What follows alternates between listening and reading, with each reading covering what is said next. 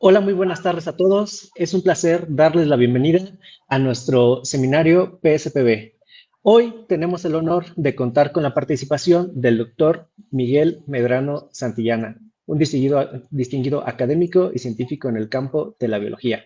El doctor Medrano completó su licenciatura en biología en la Universidad Juárez del Estado de Durango y obtuvo su doctorado en ciencias con especialidad en biología experimental en la Universidad de Guanajuato.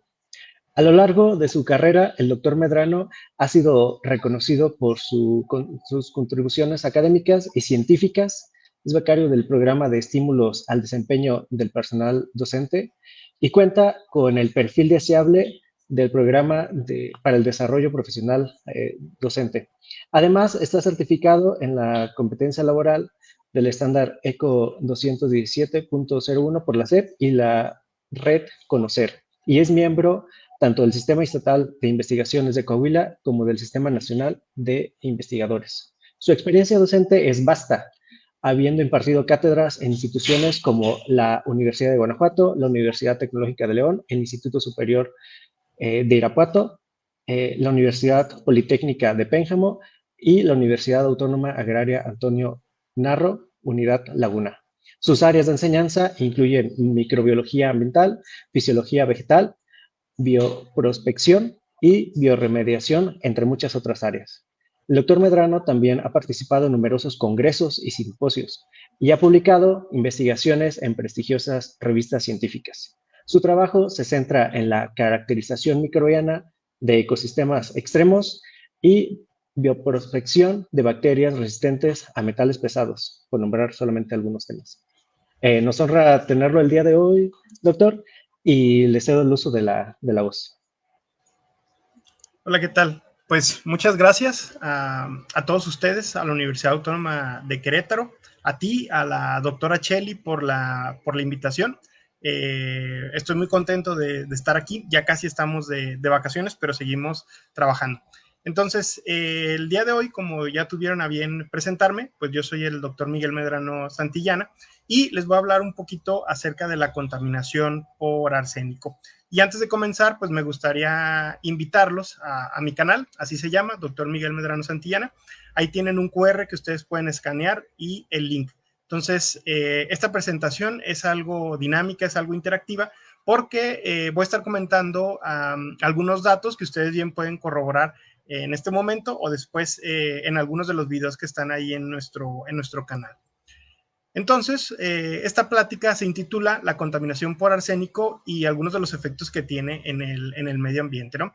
Esta fotografía es reciente, es del año pasado, fue tomada en el Golfo de México y desafortunadamente es algo que continuamente pasa y desafortunadamente pasa cada vez más seguido, sin embargo, pues no nos damos cuenta, ¿no? Es una cosa de no creerse, sin el afán de politizar, ni crear polémica, ni criticar al gobierno, pues en esta administración gubernamental ya van un par de veces que se les quema el océano, ¿no? Somos un país petrolero, pero muchas veces cuando hablamos de petróleo, pues nos olvidamos que el petróleo pues normalmente no viene solito, ¿no? Sino que también viene con metales pesados, ¿no? Entonces, ¿a qué le llamamos contaminación? Bueno, la contaminación es la introducción de materia o energía externos a un sistema, o en este caso, pues un ecosistema, ¿no? La contaminación se distingue de la polución. ¿Por qué? Porque la contaminación es de forma, pues, natural, pero la polución es aquella que ya es ocasionada por los seres humanos, ¿no? Entonces, en ese sentido, aquí tenemos un diagrama muy sencillito de lo que es el ciclo del agua, ¿no? Todos lo conocemos, todos lo sabemos. El ciclo del agua forma parte de los llamados ciclos biogeoquímicos, es decir, cómo la materia inorgánica pasa a ser orgánica y viceversa, ¿no? Lo que nadie nos dice, lo que nadie sabe a ciencia cierta, y lo he investigado por muchos medios, es que a través de estos ciclos biogeoquímicos se mueve mucha de la polución que ocasionamos los seres humanos. Sí, todos nos sabemos de memoria el ciclo del agua, pero nosotros no sabemos cuánta de la contaminación de los ríos, de los mares y los lagos se evapora y termina en las nubes y después se va a otro lugar, ¿no? Eso es lo que no sabemos, pero sabemos que eso pasa, que eso sucede, ¿no? Entonces, en ese sentido, lo que sí sabemos es que todo lo que los humanos producimos de alguna manera es transportado por el viento, ocurren algunas reacciones químicas y eventualmente este se deposita en otro lugar. Es decir, normalmente pensamos que un sitio contaminado termina ahí en las dimensiones donde se da un desastre ecológico, pero el viento o los ciclos biogeoquímicos terminan por arrastrarlos a otros lugares, ¿no? ¿Por qué es importante que sepamos esto? La Organización Mundial de la Salud estima que alrededor de 7 millones de muertes se dan al año ocasionadas por la contaminación. Es otra, vamos a decirlo, pandemia de la que no se habla. Es decir, en este momento hay gente que está muriendo por la contaminación, no por agentes etiológicos, no por accidentes, está muriendo por la contaminación. Y aparte de todo esto, faltan muchos datos concretos de qué enfermedades pueden empeorar o exacerbarse debido a la contaminación, ¿no? Ejemplos que tenemos aquí en la región lagunera, ¿no? Resulta que han repuntado los casos de un síndrome que se conoce como Guillain-Barré. En contexto, pues Guillain-Barré es una neuropatía, es un proceso autoinmune donde las células inmunológicas del cuerpo atacan a los nervios, causan una inflamación. Ya existen tratamientos, la gente ya no se muere de esto. Sí hay causas mortales cuando se detiene el sistema respiratorio, pero resulta que en ocasiones es difícil diagnosticar a Guillain-Barré y los síntomas se empeoran. ¿Por qué? Porque se ha visto desde hace ya poco más de 10 años que las intoxicaciones por arsénico en los seres humanos causan síntomas muy similares a Guillain-Barré. Entonces, ¿qué sucede? Si los médicos no están capacitados para distinguir entre lo que es el Guillain-Barré y una intoxicación por arsénico, pues puede haber un mal tratamiento y esto pues exacerba la condición médica del paciente, ¿no? De forma negativa, ¿no? Algo que sí quiero dejar muy en claro es que pues la contaminación incrementa los efectos negativos de las pandemias. No es casualidad que los lugares en este planeta que tenían más contaminación del tipo que ustedes me digan y gusten y manden, tuvieron casos, mayor cantidad de casos de COVID, ahora que se acaba de terminar esta pandemia, y tuvieron casos más graves. Entonces, por eso es importante, pues, prevenir y mitigar la contaminación en cualquiera de sus manifestaciones, ¿no? ¿Qué es lo que ha pasado en México, no? Bueno, ¿por qué tenemos este problema de contaminación por metales pesados? Bueno, México desde hace muchos siglos, desde los españoles, incluso antes, pues ha tenido una gran actividad minera, perdón. Y después se vino a dar la industria de la química básica y la petroquímica, ¿no? Y esto produjo pues una gran cantidad de residuos peligrosos, entre ellos los llamados metales pesados, ¿no? Ahora, este boom de la industria petroquímica pues trajo que hubiera un boom de otras industrias y de otros procesos que al hombre le gustaron para explotar, ¿no? Como el almacenamiento, transporte o trasvase de sustancias, la disposición clandestina e incontrolada de residuos y en términos generales, pues esto contribuyó a que hubiera pues mayor cantidad o dispersión de los metales pesados en los suelos mexicanos, ¿no? Ahora, estos mapitas, ustedes van a decir, ay, ¿por qué nos presentan datos tan antiguos? En realidad los estuve buscando y no existen ya mapas completos de México para esta contaminación. Si alguien del público los tiene, me los pasa, por favor, ¿no? Pero el dato más reciente que yo encontré, pues fueron alrededor del 2002. Sí existen estos datos, pero están o por zonas o por estados, ¿no? Pero no hay un conglomerado tal cual. Entonces, vean cómo casi todo el país tiene cierto grado de contaminación química en el suelo, ¿no? Más del 50% tiene cierto grado de contaminación, una contaminación ligera, ¿no? Y los lugares que están en blanco dicen que no tienen degradación aparente, pero ojo, no quiere decir que no la tengan, sino que a lo mejor no se ha investigado, ¿vale? Ahora, esta es otro tipo, no vamos a decirlo de contaminación, esta es la erosión eólica potencial de los suelos, y vean lo que está aquí en naranjita, quiere decir que casi el 50% del territorio mexicano puede potencialmente sufrir daño al suelo por la erosión eólica. Y ustedes dirán, bueno, pero pues es el viento, eso no es causa del ser humano. Y aquí viene un poquito la relación con la contaminación. Entre más calor hace en el planeta, los vientos son mayores. Entonces, el cambio climático ocasionado por la contaminación, pues ocasiona también que la erosión eólica se exacerbe, ¿no? Y si estos dos mapas anteriores, del de contaminación de suelos con el de la... Ay, ¿se atoró? Si estos datos de erosión de suelo con contaminación los combinamos, pues nos resultan que casi el 50% del territorio mexicano tiene un problema de pérdida de suelos, ¿no? ¿Esto por qué es importante? Porque un suelo que ya está destruido, que ha perdido sus propiedades, pues es un suelo que es menos resistente a la contaminación. Y eso es algo pues que a nosotros no nos conviene, ¿no? Se nos olvida que el 50% del territorio mexicano es desierto. Entonces yo como morador del desierto, pues sí estoy algo preocupado porque el desierto mexicano cada vez más se está desertificando debido a estos procesos, ¿no? Hasta ahorita pues hemos hablado del suelo, ¿no? Pero vean cómo está la condición del agua. Al parecer el 35% pues no tiene algún proceso de contaminación, ¿no? Pero el resto pues llega a tener un problema considerable de contaminación. Entonces pues el panorama no es muy agradable, pero pues para eso estamos aquí, para proponer algo, ¿no? Tampoco he encontrado los datos acerca de la contaminación del aire. Sí, yo entiendo que es difícil medirlos porque pues el aire se mueve, el aire es dinámico, ¿no? Y pues básicamente no hay datos acerca de los xenobióticos, es decir, aquellos contaminantes que son ajenos a la naturaleza, son producto de la síntesis química y pues básicamente no sabemos ni en qué concentraciones están, ni qué daños le están causando a los seres humanos, ¿no? Y a los ecosistemas también, ¿no? Ahora ya hablamos un poquito de la situación de la problemática en México. Ahora les voy a platicar un poquito acerca del problema que tenemos en Torreón. Esto que nosotros vemos aquí es la industria minero-metalúrgica denominada Menmex Peñoles, ¿no? Aquí en mi región realmente no hay minas como tal, sino que está la refinería. Es decir, aquí se junta el material de las minas de los estados adyacentes y se refina. Pues bueno, básicamente esta ciudad le debe mucho del Producto Interno Bruto del Estado a esta empresa. ¿Por qué? Porque somos el primer lugar mundial en producción de plata afinada, bismuto, plomo y otros metales, ¿no? Pero pues esto tiene un costo al medio ambiente. Este cerro negro que vemos acá, que son miles, quizá millones ya de toneladas, este cerro negro, pues es la escoria que queda de los procesos de refinación, se les conoce como jales de mina, y como ustedes pueden ver, pues están a cielo abierto.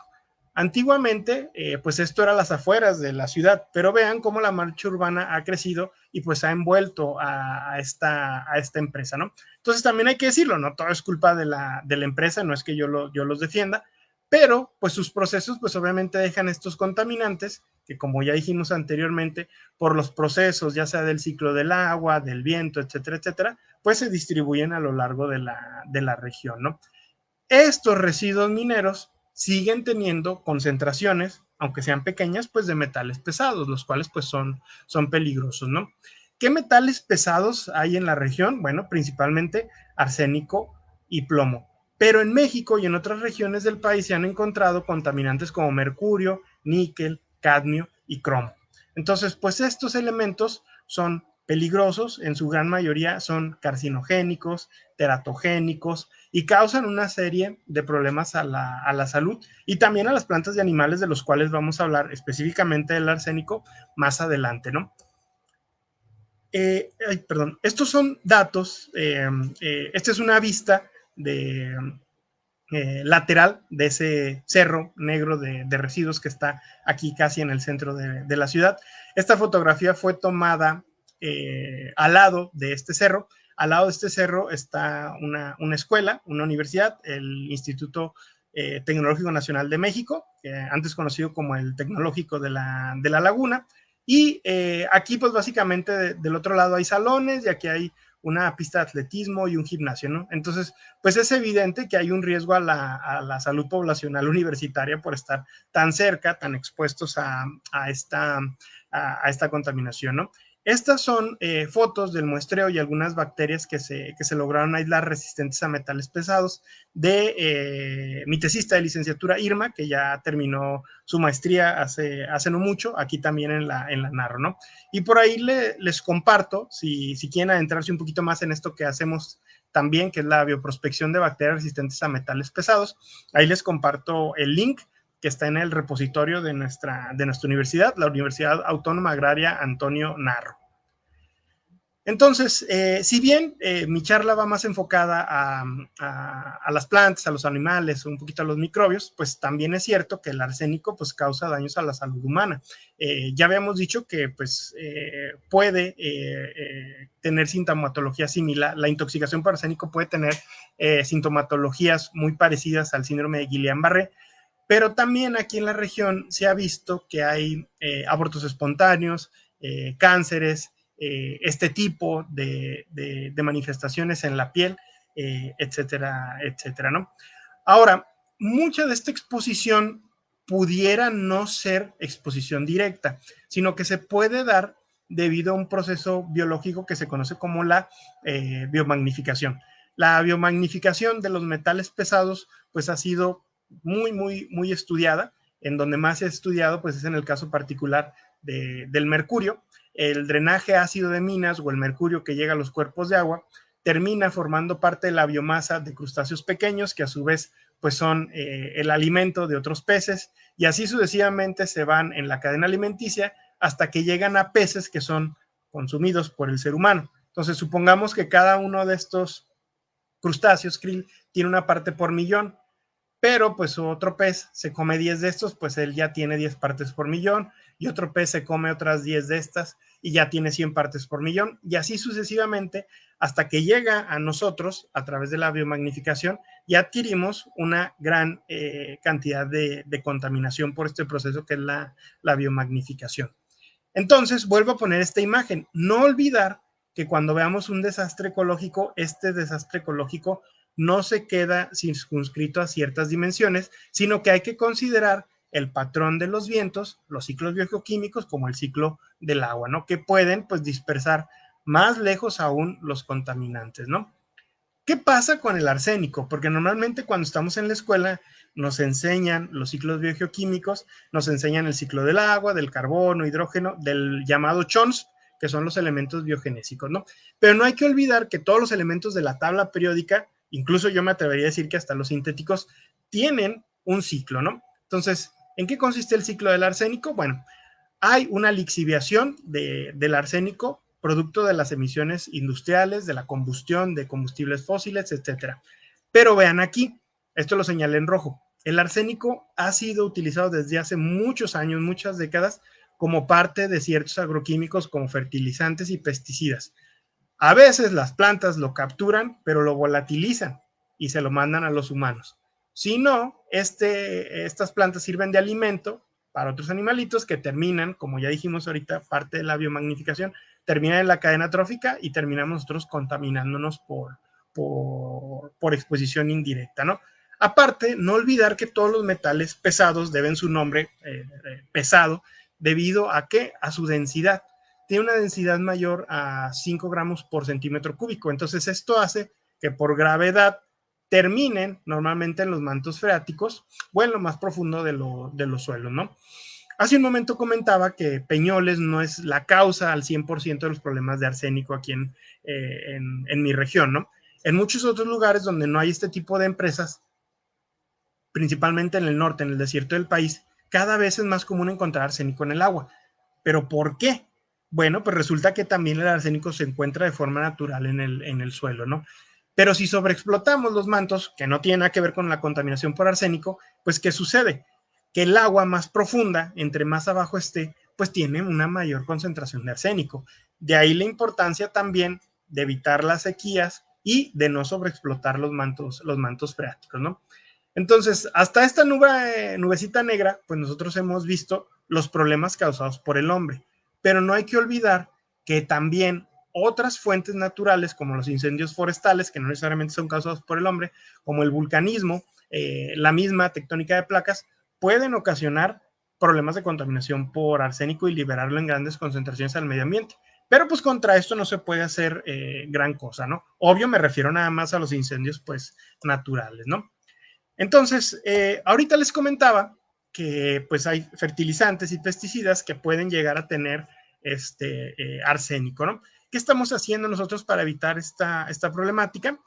Aunque no es el objetivo de esta charla, pues por ahí nos invitaron hace un año el Cibiogem, que es un organismo descentralizado del CONACYT, a dar una charla acerca de otra línea de investigación que tenemos, que es la de biofertilizantes, ¿no? Entonces es uno de los videos con más vistas. Hasta hace 3 meses teníamos como 1,500 vistas. Se los recomiendo mucho para que vean cómo es que se pueden fabricar biofertilizantes que sean más amigables con el medio ambiente y quitamos este problema de la contaminación pues por arsénico, ¿no? Ahora bien, algo que se ha estudiado mucho es cómo es que las bacterias resisten a los metales pesados, ¿no? ¿Por qué es importante esto? Porque ya sabemos que hay un problema de contaminación y ya sabemos que para mitigarlo tenemos que, de alguna manera, disminuir la actividad industrial. Pero pues el problema sigue ahí. Entonces, parte de lo que hizo Irma en su tesis, pues fue ver qué bacterias pueden resistir a los metales pesados. ¿Para qué o por qué? Bueno, pues para establecer las bases de un proyecto de bioremediación. Entonces, hemos visto que las bacterias pueden, de alguna manera, capturarlo y expulsarlo inmediatamente. Lo pueden secuestrar como parte de su biomasa a nivel de la pared o la membrana, o, lo más importante, lo pueden transformar y lo pueden mantener adentro de ellos, ¿no? Entonces, esto nosotros es lo que buscamos. ¿Para qué? Para que dejen de estar estos metales pesados biodisponibles en el medio ambiente, ¿no? Ya se ha estudiado desde hace algún tiempo que hay genes a nivel del DNA bacteriano o de plásmidos. Los plásmidos son cromosomas que normalmente no son parte del DNA genómico de las bacterias, y estos plásmidos normalmente tienen transferencia horizontal. Entonces son muy movibles, son elementos dinámicos que pueden pasar de una bacteria de una misma especie e incluso a otra, ¿no? Entonces se han encontrado plásmidos que producen proteínas o mecanismos muy complejos y elaborados para hacer que las bacterias o absorban esos metales pesados o les quiten parte de su toxicidad. Hemos encontrado, bueno, se han encontrado más bien eh, plásmidos para destruir la contaminación o disminuir la toxicidad de cromo, de selenio, de mercurio, de cobre, de plomo, de níquel y cobalto, de zinc, cadmio, etcétera, etcétera. Es algo que se ha estudiado. Y aquí, como pueden ver, pues no se ven mecanismos de resistencia a arsénico, pero también ya se han encontrado en E. coli, en organismos que son extremófilos, en Staphylococcus aureus, etcétera, etcétera. Entonces, estas proteínas de la familia ARS pues tienen muchas funciones muy, muy interesantes, de las cuales vamos a hablar ahorita. Estas proteínas, pues básicamente lo que hacen es ayudar a metilar el arsénico, ¿no? El arsénico se puede encontrar en varios estados de oxidación en la naturaleza. Normalmente los más comunes es el arsenito y el arsenato, de valencia 3 y de valencia 5, ¿no? Entonces, el arsénico 3 se puede metilar y se vuelve un poquito más tóxico. Y ahorita vamos a decir, bueno, pero tú nos estabas diciendo que lo que querías era quitarle toxicidad. Ahorita vamos a hablar un poquito de eso, ¿no? Entonces, ¿qué sucede? Bueno, estas proteínas puede que lo mantengan como arsénico 3 o lo metilen arsénico 5, que son formas que pueden ser o no ser tóxicas, y ahorita vamos a ver por qué. ¿Por qué lo hacen estas bacterias? Bueno, estas bacterias dicen, pues a mí no me importa tus procesos de bioremediación. Yo voy a utilizar este contaminante natural, lo voy a volver más tóxico. ¿Para qué? Pues para que me sirva como un antibiótico. Es una guerra armamentista química de las bacterias contra las bacterias u otros microorganismos para matarlas y de alguna manera que ellos puedan resistir. Entonces las bacterias que hacen esta metilación pues no nos gustan, no las queremos, no nos convienen, porque lo que van a hacer es estar generando un ambiente a nivel del suelo, del agua, más tóxico, ¿no? Entonces, pues eso no está muy chido. Nosotros lo que vamos a querer es que la bacteria gaste un poquito de energía y lo meta como parte de su metabolismo y lo secuestre. Sin embargo, estos genes no son tan abundantes en la naturaleza. Hace algunos años, gente de la NASA encontró algunas de estas bacterias en Yellowstone, si no mal recuerdo, pero no son muy abundantes. Entonces, existen realmente pocas bacterias que pueden hacer esto, ¿no? Y es interesante desde el punto de vista biotecnológico, no solamente porque soportan gran cantidad de toxicidad, sino que de alguna manera la mantienen esta toxicidad secuestrada y ayudan a los ecosistemas a que estén más sanos, a que estén más limpios, ¿no? ¿Por qué es difícil encontrar esto? Bueno, porque se gasta una gran cantidad de energía, ¿no? Las enzimas consideradas arsenato reductasas gastan una gran cantidad de energía a través del ATP. Entonces, pues esto no le gusta mucho a las bacterias, son mecanismos muy especializados y la presión selectiva que ejerce el arsénico y otros metales pesados, pues es tan grande que muchas veces pues termina de matar a las bacterias que ahí hay. No hay que olvidar que nosotros sin afán, sin necesidad de hacer grandes estudios, podemos descubrir un lugar que está contaminado con metales pesados. ¿Cómo? Pues son lugares normalmente donde no florece la vida o tienen una gran cantidad de materia orgánica estancada. ¿Por qué? Porque hay tanta contaminación por metales pesados que el metabolismo de los microorganismos es tan lento que no destruye rápidamente la materia orgánica como en un ecosistema pues más sano, ¿no? Entonces, aquí no se alcanza a ver muy bien en la imagen, pero lo que se ha descubierto es que el arsénico puede a nivel ya de anatómico de las bacterias, pues puede causar daño, ¿no? Vemos cómo cuando se va acumulando, pues obviamente ocupa parte del espacio del citoplasma y pues obviamente esto a la bacteria no le gusta, ¿no? Conforme aumenta la concentración de arsénico y va aumentando esto, vean, esto son 200 partes por millón, pues la bacteria se va oscureciendo, se va ennegreciendo, a veces se producen compuestos antioxidantes o compuestos tipo colorantes como la melanina que ayudan a reducir la toxicidad por los radicales libres que ocasiona el arsénico y de esta manera pues la bacteria o se queda ahí toda malita o pues sobrevive pero con niveles metabólicos más bajos, ¿no? Entonces, en resumidas cuentas, el arsénico a los seres vivos y a los seres humanos en general, pues causa ciertos problemas, ¿no? En el caso particular de las plantas, desregula la fotosíntesis, la puede detener por completo. En los animales aerobios, pues, ¿qué sucede? Pues la respiración se puede ver alterada. También hay problemas en el metabolismo del agua. Hay una mala nutrición, ¿por qué? Porque la membrana se puede llegar a dañar. También se ha visto que hay una supresión de las enzimas que hidrolizan el almidón, etcétera, etcétera, ¿no? Y algo muy importante, ¿no? Se generan muchas especies reactivas de oxígeno, las llamadas ROS. Entonces, entre más especies reactivas de oxígeno, pues, ¿qué sucede? Pues las probabilidades de daño a proteínas, vitaminas y ADN aumentan, y esto aumenta pues las probabilidades de cánceres y tumores, ¿no?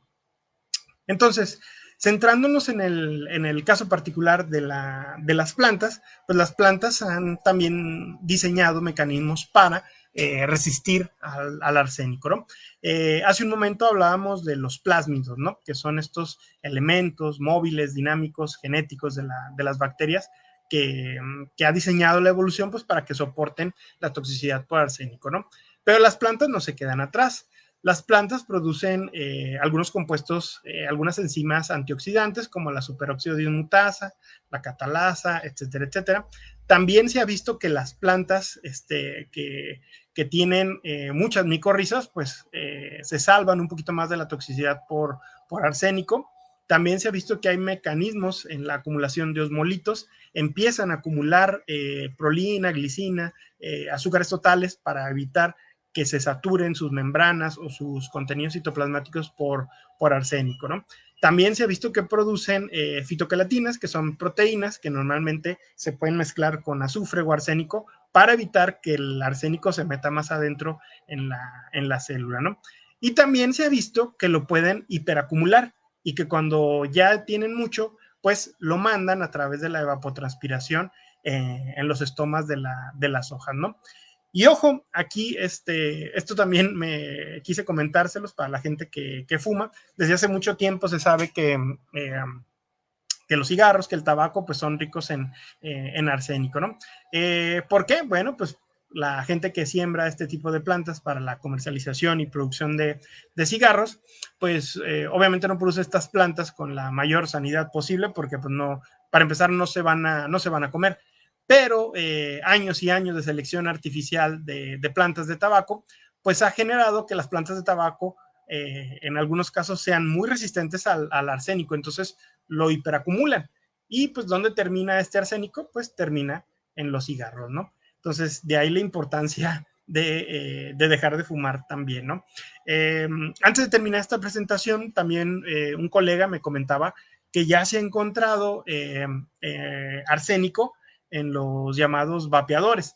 Entonces, pues hay una razón por la cual están prohibidos en México, ¿no? Entonces, pues hay que evitar este tipo de cuestiones, ¿no?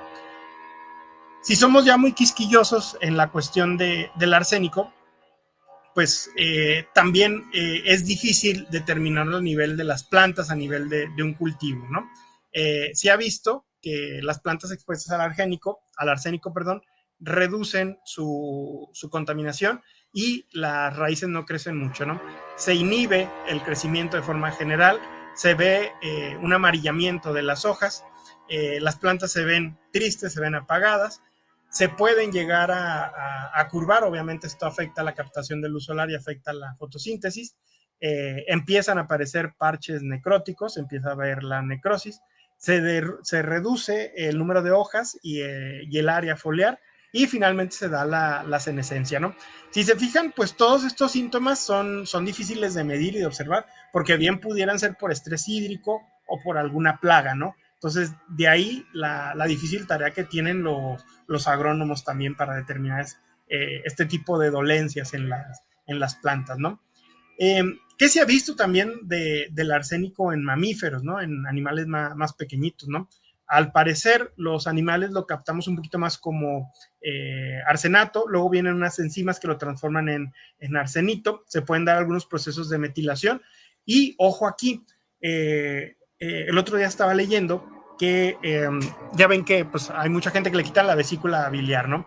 Al parecer, se han analizado las vesículas de la gente que tiene estos problemas con la vesícula y se ha visto que su bilis es rica en arsénico. Entonces, a lo mejor estos problemas inflamatorios están debidos a un proceso inflamatorio debido a una intoxicación por arsénico, ¿no? También se ha visto que animales que han sido expuestos a arsénico llegan a transferir más mutaciones vía placentaria, tanto a machos como a hembras, ¿no? Y estos a su vez, cuando producen sus óvulos o sus espermatozoides, pues van generando más mutaciones, ¿no? Entonces la toxicidad por arsénico no necesariamente termina con la muerte del individuo, sino que puede llegar a generar ciertas mutaciones que afectan a la calidad del mismo a través de las generaciones. Entonces, de ahí la importancia, nuevamente, de evitar, pues esto, ¿no? Y otra cuestión que se ha visto en la ganadería, afortunadamente no muchos casos en México, se ha visto más en Estados Unidos y en Europa, mortandad espontánea o síntomas similares al mal de la vaca loca, se ha visto debido a que las vacas están expuestas a agua con arsénico, ¿no? O a forraje que es rico en arsénico, ¿no? Aquí está un video que también luego se los paso. Dejen ver si me dicen si lo pueden observar. No está muy fuerte, ¿se ve? Bueno, quiero yo pensar que sí. Entonces, vean, estos animalitos. Sí se ve, doctor. ¿Sí se ve? Ah, ok, perfecto. Estos animalitos, pues, es también difícil un poquito determinarlos porque caminan raro, caminan no con un tono fuerte, sino que se ven más bien como desorientados a veces, ¿no? Eventualmente viene la pérdida de peso y pues obviamente estas también son pérdidas para el ganado y cuando no se detectan a tiempo o el ganadero no quiere perder, pues termina vendiendo la carne así pues contaminada con arsénico, ¿no? Entonces pues esto también es importante que nosotros lo consideremos, ¿no?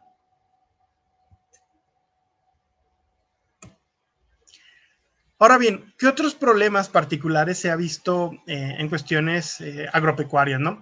Se ha visto que hay problemas con el arroz. El arroz es una planta que puede hiperacumular arsénico. También se ha visto que algunos antibióticos pueden, o alimentos para ganado, pueden ser ricos en arsénico, ¿no? Y esto pues termina, como ya habíamos dicho, en los seres humanos, ¿no? Aparte, no basta nada más con evitar este tipo de cuestiones, sino de evitar sembrar en suelos que ya están previamente contaminados con pesticidas o con arsénico, ¿no? Entonces, ¿qué podemos hacer? No digo que no comamos arroz, sino que podemos variar nuestras fuentes de carbohidratos, ¿no? Y antes de sembrar o de establecer, porque luego se establecen granjas o cultivos a diestra y siniestra sin considerar esto, pues considerar que algunos suelos y fuentes de agua son ricos en arsénico, ¿no? ¿Qué ha ocurrido últimamente? Y esto pasó en Estados Unidos y acaba de pasar este año en México. Han cambiado las leyes, las normativas, ¿no? La normativa mexicana permitía hasta 25 partes por millón de arsénico por litro de agua. En la actualidad está en 10 partes por millón. Entonces, 10 partes por millón, dirás tú, pues es muy poco, es poquísimo. Pero, ¿qué pasa? Pues muchos de los pozos de la región lagunera están fuera de la norma, ¿no? Entonces, que es importante que esto lo sepamos nosotros y estemos enterados de la normativa, ¿no? ¿Qué alternativas hay a futuro? Bueno, ya dijimos que el abuso de combustibles fósiles y la quema de los mismos puede liberar arsénico al medio, ¿no? Pues apostarle a los biocombustibles. Entonces, hace algunos años empezamos con esto, con algunos amigos y compañeros del doctorado, y vemos que en el mundo se están fabricando microorganismos genéticamente modificados para la producción de bioetanol principalmente, ¿no? Sin embargo, pues también podemos hacer otras cosas como biodiesel. Entonces, nosotros les enseñamos a gente de pequeñas comunidades que tienen pues sus tractores con motores de combustión a diésel, a producir biodiesel de forma, vamos a decirlo, artesanal, libre de metales pesados, reciclando el aceite, ¿no? En México ya existen algunas biorefinerías, sé que hay en Guadalajara, tanto de biodiesel como de bioetanol, y son una alternativa sustentable que ayuda al medio ambiente, ¿no? Aquí estamos con la gente del ejido en Venado, ¿no? Esto es muy importante porque, pues, de nada sirve que seamos unas lumbreras en la ciencia si no llevamos la ciencia a nivel de campo y ayudamos a que la sociedad, pues, tenga un beneficio de ella, ¿no? Otras cosas que nosotros podemos hacer, pues es apostarle a la investigación para mitigar la contaminación por arsénico. Como ya dijimos, pues hay que mitigarla, pero también el problema está. Entonces, ¿cómo lo evitamos? Pues hemos tratado de concientizar a la población de su peligrosidad, pero también trabajamos en la fabricación de filtros, ¿no? Filtros caseros, filtros de emergencia que pueden ayudar en algún momento dado a que pues tú y tu familia no estén expuestos al arsénico, ¿no? Entonces, aquí está, hace un año hicimos esta serie de experimentos, entonces ahí los invito a que pasen al canal para que vean cómo se fabrican estos filtros, ¿no? Y finalmente, pues les dejo aquí mi correo de contacto y el grupo de Facebook. Se llama la Cátedra del Doctor Medrano. Yo soy miembro de un cuerpo académico que se llama Entomología y Ciencias Ambientales.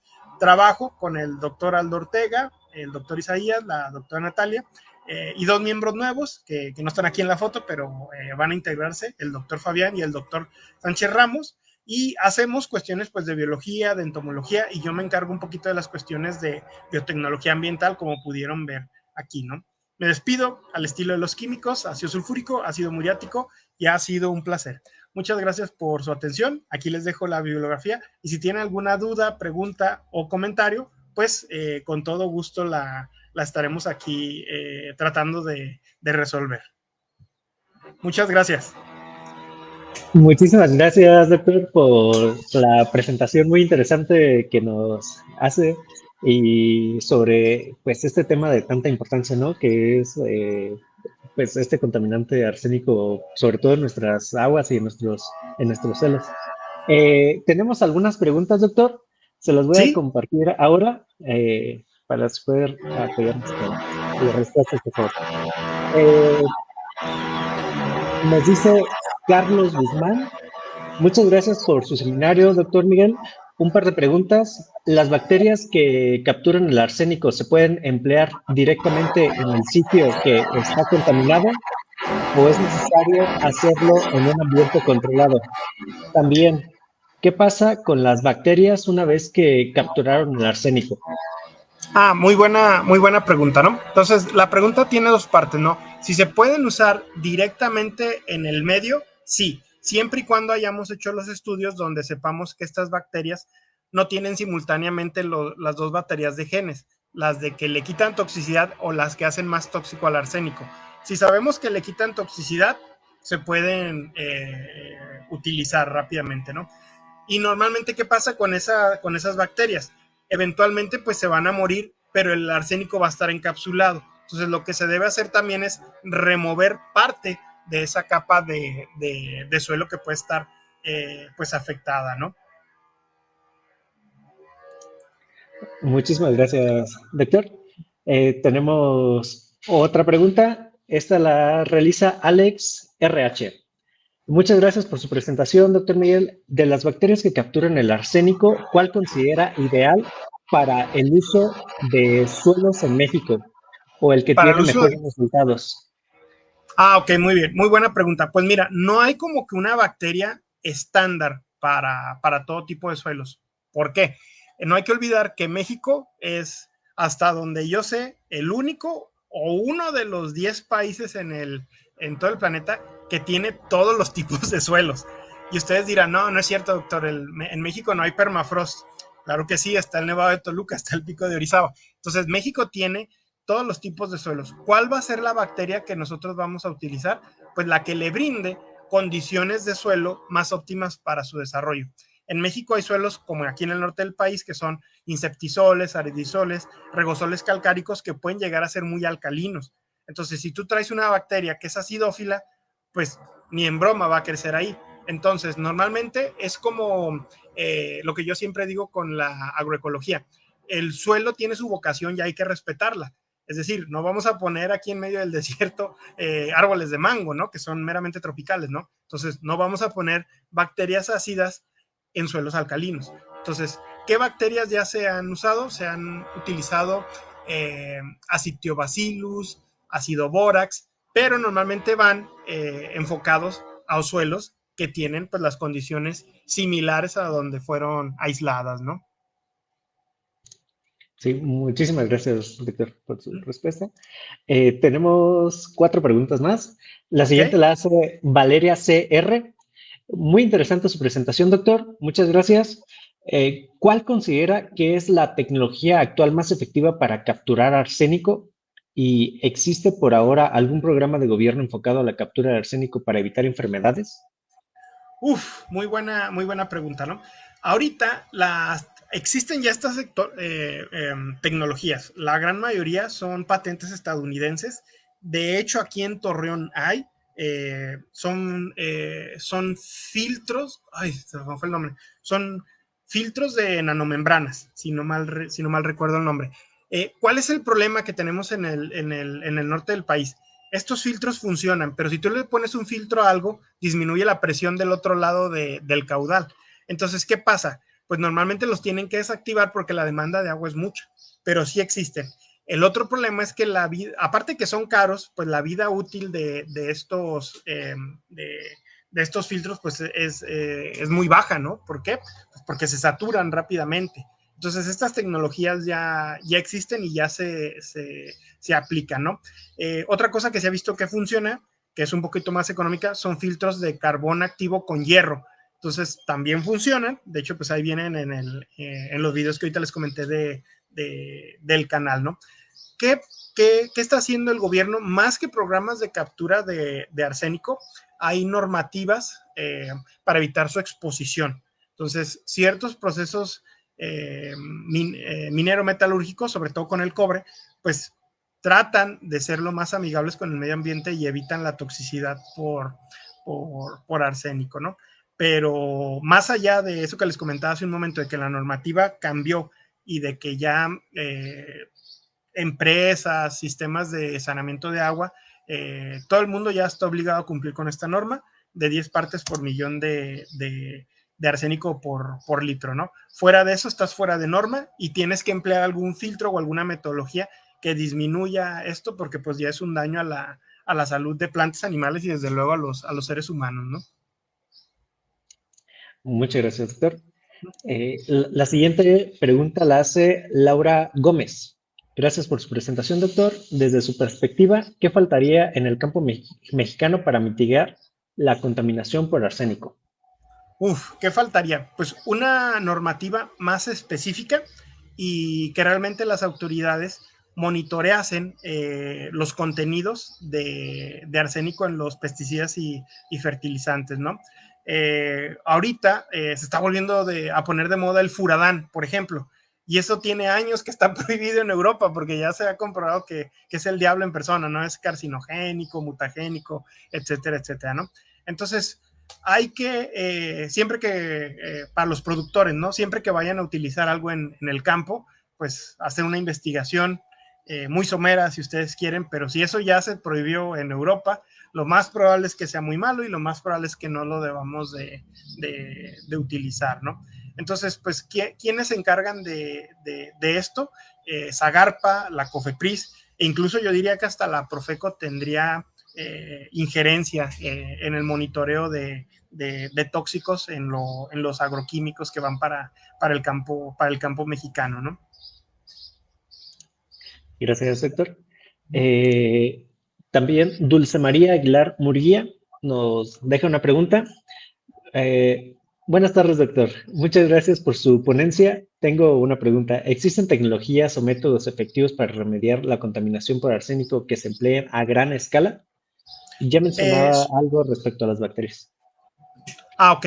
Bueno, lo que sí se ha visto también es que hay biofiltros de lecho empacado, es decir, se pone un sustrato bajo el cual crece la bacteria, forma biopelículas o biotapetes y se les va pasando poco a poco el agua contaminada y van secuestrando el contaminante, ¿no? Estas son las metodologías pues más amigables con el medio ambiente, pero lo que sí se usa a gran escala, sobre todo en regiones aquí como la región lagunera, pues son estos nanofiltros de membrana que secuestran el arsénico, ¿no? Es un método químico, sin embargo, pues es costoso y tiene la desventaja de que pues el filtro se tiene que apagar, sobre todo a las horas de mayor demanda, cuando la sociedad demanda más agua, pues obviamente si se está filtrando el agua, pues no puede llegar con presión, ¿no?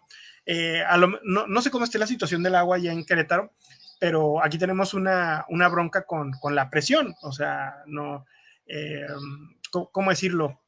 Tenemos que tener un aparato que se le llama hidroneumático para poder tener nosotros presión. Entonces, como todo el mundo está usando agua debido al calor, a bañarse, a lo que tú quieras, y a las empresas también, pues baja la presión.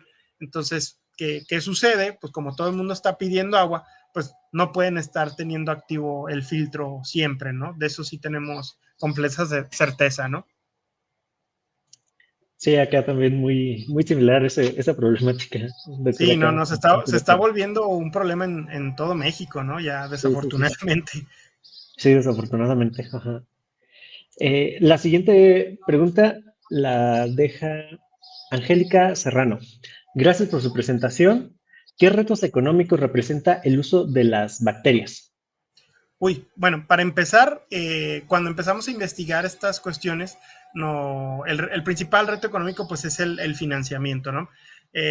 Gobierno o industria privada no quiere financiar un proyecto que va a dar resultado a 5 o 10 años.